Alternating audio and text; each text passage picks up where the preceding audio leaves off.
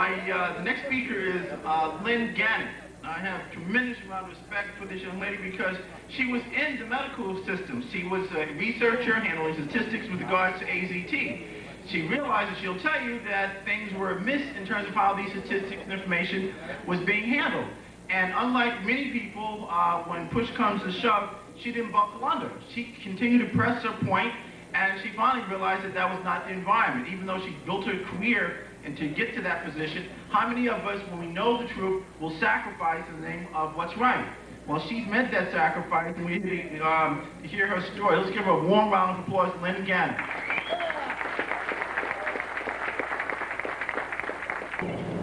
My job basically was to put all of the information into the computer and to make sure that all of this data was accurate and complete and consistent. The longer that I worked there, the more I started to notice these really bizarre irregularities in the information and the research forms that was being submitted to me by the doctors and nurses who were actually collecting the data.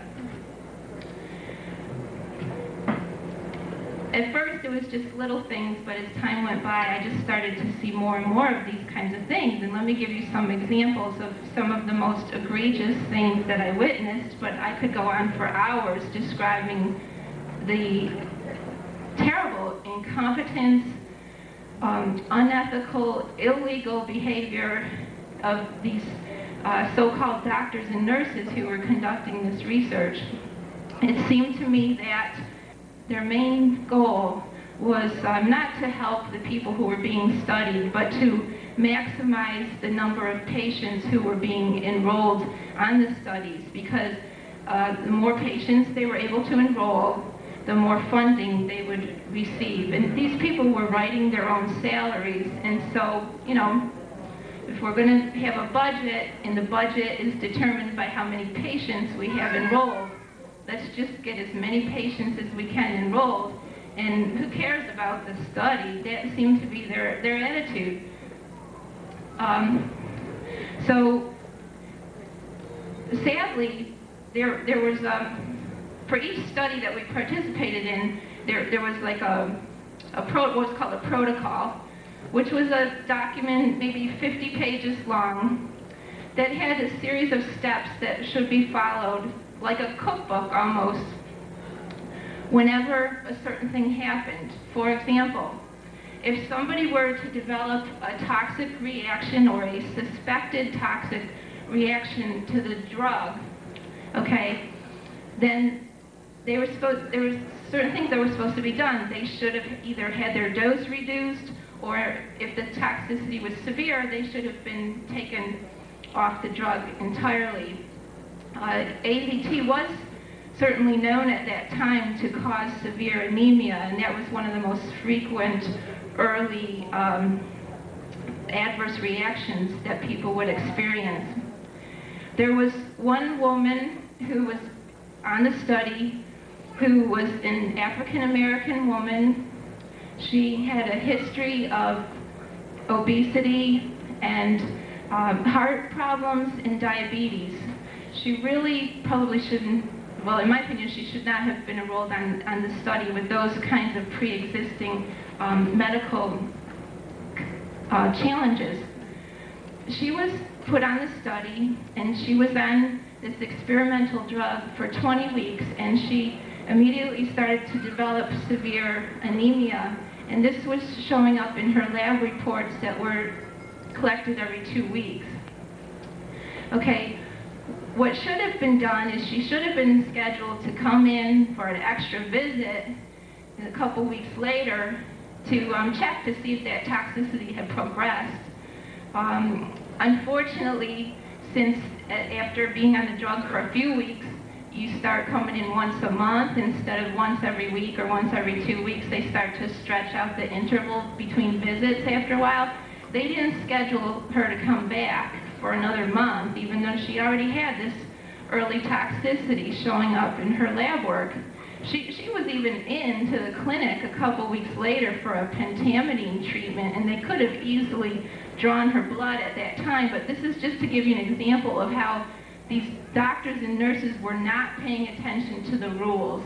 They weren't even aware of the rules.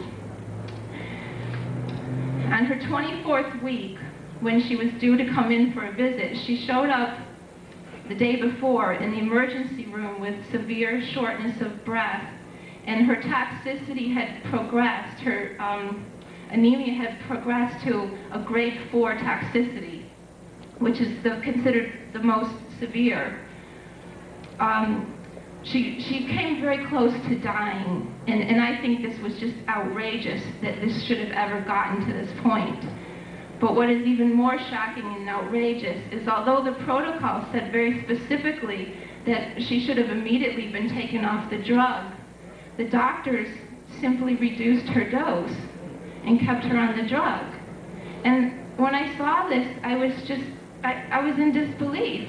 I'm thinking, I can read this stuff. Don't they even read it? They're the ones who are in charge of this research. So, as could be expected, her anemia continued to worsen. It's a miracle that she did not die.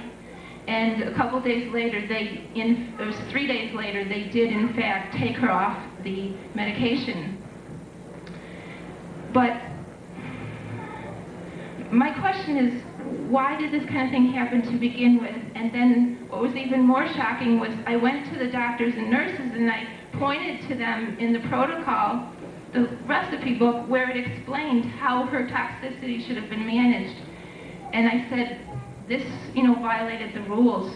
What do you want to do about it? We should notify the people who are handling the research and let them know that this happened.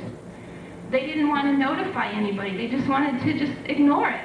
I said, well, we can't do that. We got to tell somebody that something happened and ask them what would be an appropriate response in this case. How should we deal with this, regardless of whether it happened intentionally or unintentionally. And after several days of negotiations, they finally did they had me send an email to the coordinators of the research down in Research Triangle Park in North Carolina, notifying them of what happened and asking them what steps should be taken from there. I still have a copy of that memo because one of the reasons I wanted this to be documented on paper was because I thought, well, nobody would ever believe me if I told them what I was witnessing, and I just wanted there to be a record somewhere that this is what happened and how little concern these clinicians showed towards the blatant incompetence that they were exhibiting.